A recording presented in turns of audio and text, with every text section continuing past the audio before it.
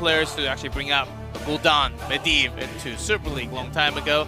He has been suffering a lot, and that's why they lost the last one. But here, up against Miracle, contesting against Sniper and Franco, I think he has to really step up today in terms of skill shots. If he goes on Li Ming, there's a lot of overlap. Franco loves to play Li Ming. Same. Exactly same for Overlord. A lot of those mage specialists, I would say, want to play better, of course, will take the game. Yeah, it's true. You know, you think of the standings as like a ladder, but it's more like, you know, you ever been on the escalator, right? And you're trying to push past somebody, but it's just a hard squeeze. No, do not walk, do not run on escalators. First of all, do not do that. Second of all, this is like one of those narrow escalators. How do you get past somebody when they're just standing right there in your way and you don't want to be escalators move for you, so you wait rapid. Yeah, but it's about the movement on the movement, right? We're going one level deeper.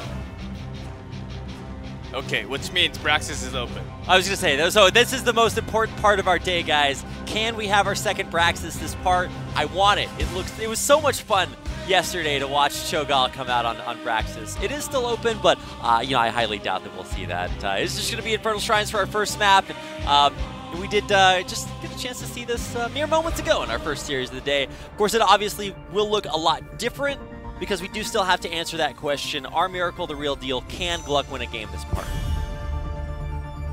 Shall see. Now they open up a draft. Diablo first ban. I think it's also because Rockstar does not like to play on Diablo as much. I would also say that, you know, Miracle has used the Diablo pick very, very well. This should be...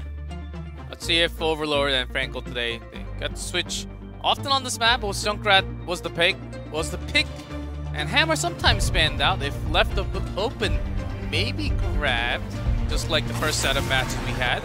I think we are starting to see Tyrande transition from a hero that you pick to a hero that you first pick to a hero that you ban as your second ban. There's the Genji ban because it's kind of a foregone conclusion. And the Hanzo pick that has just been so impactful, not only today, but really in all regions. Like, that guy's pretty good. So, unfortunately, his brother gets banned too much. Redemption. Yes, that's why we have Hanzo all the time. But that's true. In the Korean region especially, this is what we see as a pattern. First day, we'll be seeing a lot. Like when Genji first came out, sometimes banned, but overall, after you feel a little bit, before you get super used to, before you found out a real good solution against the hero, you just ban it until you solve out a solution. I think we're on that day right now where the Tyrande has to be banned a lot because there's no straight up solution against her right now. I like that. You do have to make sure that you stay safe. And for GLuck, maybe they are a team that hasn't adapted to that change, so just taking that one off the table. If you had to tell me that you have to ban one bow hero, the idea that it's Tyrande and not Hanzo. That's a bow hero. Okay. GLuck, maybe 2 years ago, but not now. Either way, the characteristic of this draft so far is that, you know, it's a Rainer draft for Miracle. They pick it very early on. Sometimes it's very easy to punish, either with hard CC or a lot of dive. Can GLuck go for that? Is that their plan? Maybe. Let's go a little bit deeper into the draft and see what they really want to have a solo. They banned Martel, which is quite interesting, even without Diablo. Garrosh, of course, takes a lot of damage. Last Rite certainly picks up a lot of kills. That is the reason. Whoa! Hail Thas. Ashalano. From the...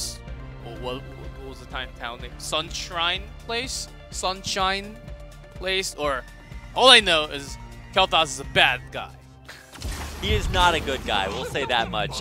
There's the hammer you were talking about coming out from GLuck, so at least that will be effective. But man, Kel'Thas, in general, especially when you get the extra Flame Strike talent range, I mean, that's going to be a very stationary target. I'm really interested to see this. When was the last time we had a Kel'Thas GLuck? I can't remember. Just a week ago. A little bit more. But it was Infernal Shrines.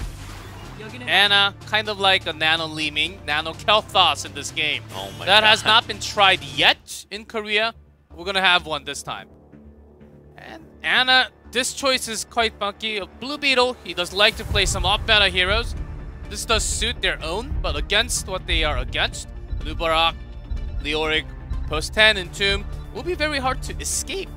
That bunker has to fall perfectly. Of course, you can just get into the bunker and escape with that path. That's a funny interaction, how bunker actually lets them escape through that Entomb, but it has to be in the perfect positioning though. Yeah, absolutely. Either way, I mean, I thought it was going to be all about random, but a Kael'Thas coming through does make this a lot more interesting. And for Miracle, you know, they do have the strengths that they need to win games, especially against GLuck, but I just want to see, you know, a good solid game from GLuck today. We saw signs of life from Feliz looking very strong against Tempest. Can GLuck kind of illustrate the same ability to climb up to the bottom of the standings? We shall see. Shall see cells. By the seashore. Yes. Well, there's no seashore here. By the way, we have no sea map. Should have a beach. What's up with that blizzard? Should have a Where's my map. beach map? We already have the beach skins. With all the Murlocs. We can have all the Murkies. That will be a cool one from WoW. And the boss is just like the giant Murloc. What's the Murloc quest in Hearthstone? The giant Murloc that fills your hands with Murlocs. That guy. We need to map with him as the boss. Oh, let's not talk about Hearthstone too much. Hey, that's where half these heroes come from. I'm tilting so many. Until we have the Innkeeper. That's all I want. Where's my Hearthstone hero? Give it to me. All right, maybe we'll have the game board. All right, well, let's keep an eye on Judy. He has kind of had some liabilities for getting picked off early on, kind of like we saw from Tempest earlier, but he saves himself there. The synergy between Judy and Blue Beetle has just been so on fire. They are the, I don't know, #1 bromance so far. Heroes Korea just really kind of pairing up very well. Overlord, we will be quite far away from the actual fighting zone, oftentimes. So as a Garrosh, it takes a lot of choke. We explained that before in the previous series, and also Franco's Kael'Thas damage does not really go in directly to Hammer. It's going to be very tough unless they're in the choke point trapped down. So most of the damage will go into Leoric, Nubarak. Council will be pretty far away as well. Yeah. So Miracle, even though they are really outranged, they will be really looking for chances, having one with Garrosh, having some CC with Jeff Propulsion, and that requires a lot of teamwork. And they have to have really crisp shot calling to focus on which target. That will be the key. Against GLuck, I think it's possible though. I definitely do, and I want to see Miracle look solid ely on. You know, we saw Tempest take some time to kind of reboot themselves after their first couple of series. But Miracle, they have had very strong early games for the most part, even against some of the top teams in HGC. So here we go, Judy. A nice flip off on the Roxer. Of course, some throw charges right back out. Nothing actually too impactful happening at GLuck. It is Kael'Thas. Yeah, you have to wait. Nano, no. Maybe a Pyroblast, but okay. I would just go Phoenix. Because Hammer can just have armor, self armor later on. That's going to be removing damage from Pyroblast. Of course, they don't have Irel, luckily, so they can think about it to kill Hanzo. But Hanzo's like the only target. So I think Phoenix is the right call in this case.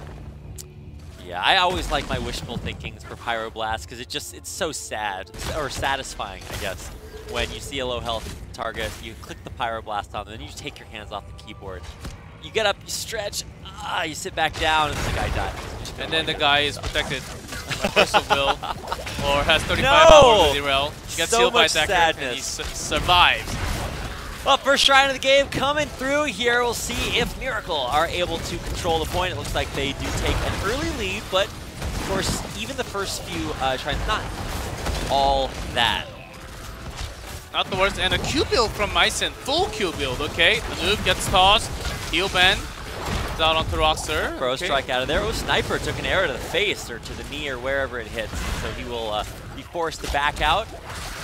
Tentatively, GLuck, you retake Shrine. I think about the same numbers here. Yeah. Miracle is slowly losing out because of the sustain. Hammer is choking out of putting out the damage onto Judy. They're so together. They're propulsion onto Nubarak alone. lot of damage coming through there. Roxer getting the knockup onto Judy, but he survives there. Lots of armor, keeping him healthy. And there finally come the flame strikes that Miracle need to start popping members of GLuck. And that was onto a new Barak, man. I was expecting some spell armor, but no, not enough to save him. Miracle win the shrine. Oh, GLuck, they went in. But when they went in, they have to follow up with some kind of damage. In that case, and Not when Anubarak, he was on that. He was on fire. And he actually transferred all the fire to the rest of the members as well. So that was another casualty there. And we do have Hanzo going down once again. Yeah, Hanzo going down. And it's to Ana, by the way, as well. So a sniper battle where the Ana starts winning. Feels good. Ever since the Nano Malthael we had earlier, my hopes for strong Ana play were a little bit dashed, but nice to see Blue Beetle bringing it back. I think we don't get to see that often. Not too much, but Ana, really strong when paired up with Mage especially, but you have to have really good coordination around your teammates to receive the heal. You will always have to remember if Ana's on your team, you have to walk towards Ana or away from Ana, not to the side. So it's easier for Ana to actually keep you healed. Yeah, the coordination there is something you have to keep up. I mean, when you have teams that do that coordination so well, it seems a little broken because her healing is gated by how difficult it is to deliver it.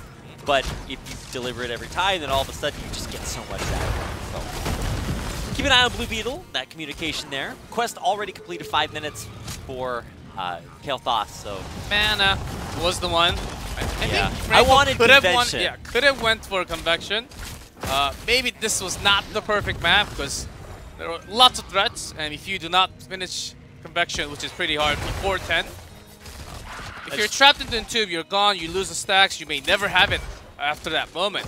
Yeah. So on this, we do have the Pyroblast locked in, by the way. Yes! Nano Pyroblast. Here we go. All right, I'm waiting for GLuck. This is so sick. So we do get a little bit of innovation from Miracle just to start things out. It's one of the things I love about Miracle and Blossom too. They're not wait. Nano Pyroblast and Decker. Goodbye, old guy. Wow. Right on cue. All right. Or R, I guess, if you want to look at it that way. More damage. That's what we need. Pyroblast, a lot of damage. Nano, more damage. More damage is always the better one. And when you think about it, cannot do too much. So here's your choices, GLuck. You can choose between less damage and more damage. Go for it. Yeah. The more damage, of course, working out very well there for Miracle. A unique combo we don't get to see basically ever, but it's cool to see it working out right off the bat.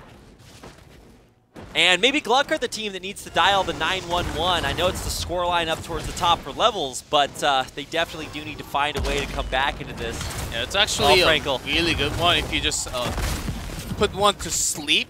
And if you can actually have that time to kill during the team fight, you can just have put one to sleep, Nano Pyroblast. That's very, very effective. Super effective. It's instant damage and you can't heal within just in the middle of that time. Super effective. So Hanzo Decker will basically be gone, and Hammer not the perfect choice, but if you can just have those two targets always going down, are you really going to have 4v5 team fight? That's going to be a really hard one.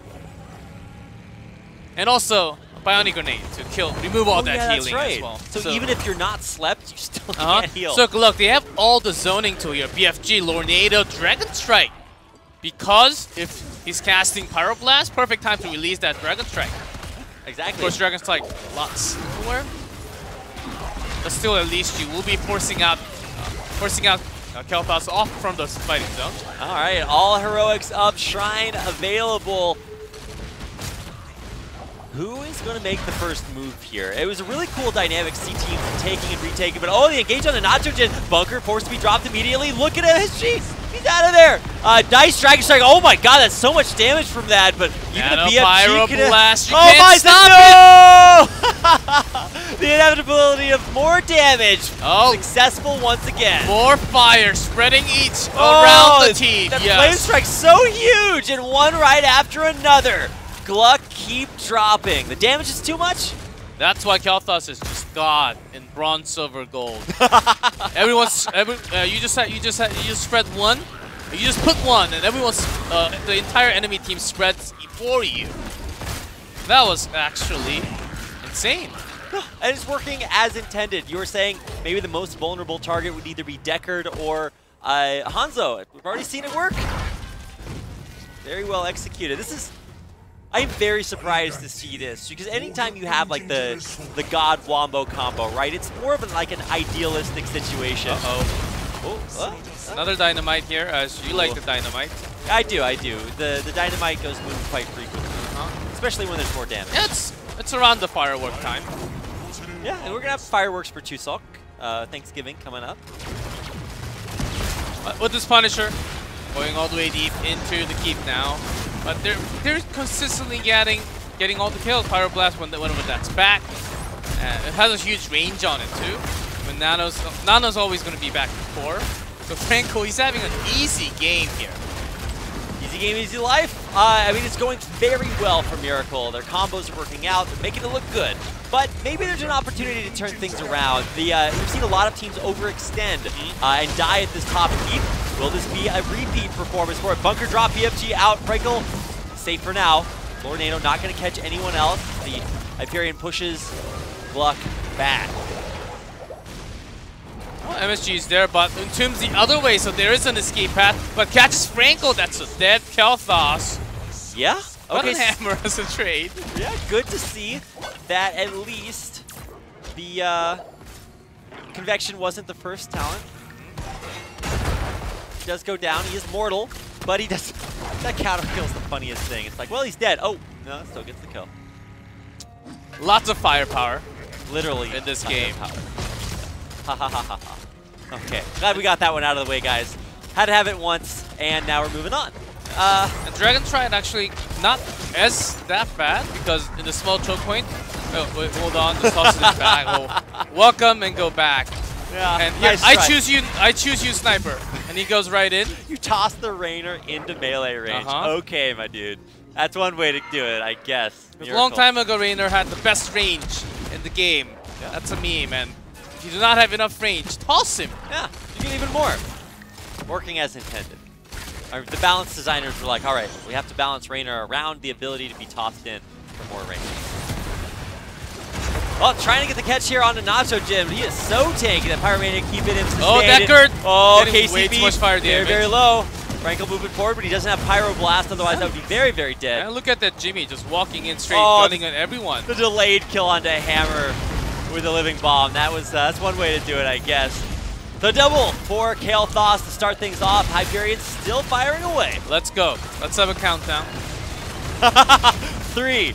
No. 2. But not his range. What? That range is pretty big, GLuck. Not that long. Big.